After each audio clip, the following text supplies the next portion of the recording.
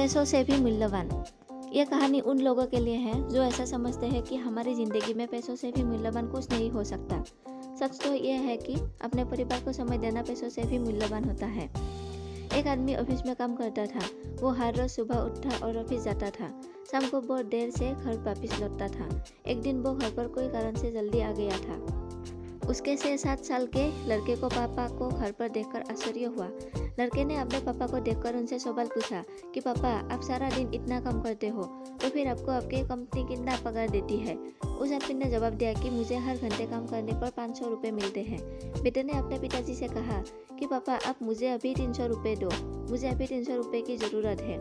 रुपए देने के बाद तो दूर की रही, वो आदमी ने अपने बेटे को एक थप्पड़ लगा दिया। उसका बेटा रोता हुआ वहाँ से चला गया। कुछ देर के बाद पिता ने सोचा कि मेरा बेटा कभी भी मुझसे पैसे नहीं मांगता है, फिर आज क्यों मांगे। पिताजी बेटे के पास गए और अपने बेटे को 300 रुपये दिए। पापा ने अपने बेटे से पूछा कि बेटा, तुम मुझे ये बताओ कि ये 300 रुपये का तुम क्या करने वाले हो।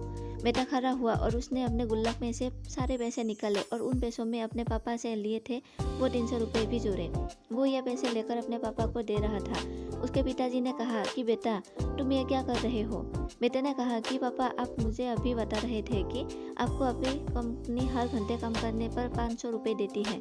मेरे पास अपने गुल्लक में 200 रुपये जमा हुए थे। आपने मुझे 300 रुपये दिए और वो सब मिलकर 500 रुपये हो गए। मैं ये 500 रुपये आपको देना चाहता हूँ और आपसे 1 घंटे का समय खरीदना चाहता हूँ। आप मुझे अपना 1 घंटा दो और मेरे पास बैठ के बात कीजिए। बेटे की ये बात सुनकर पिताजी को आश्चर्य हुआ और उन्हें पता चल गया कि पैसों से भी मूल्यवान हमारे अपनों को समय देना होता है।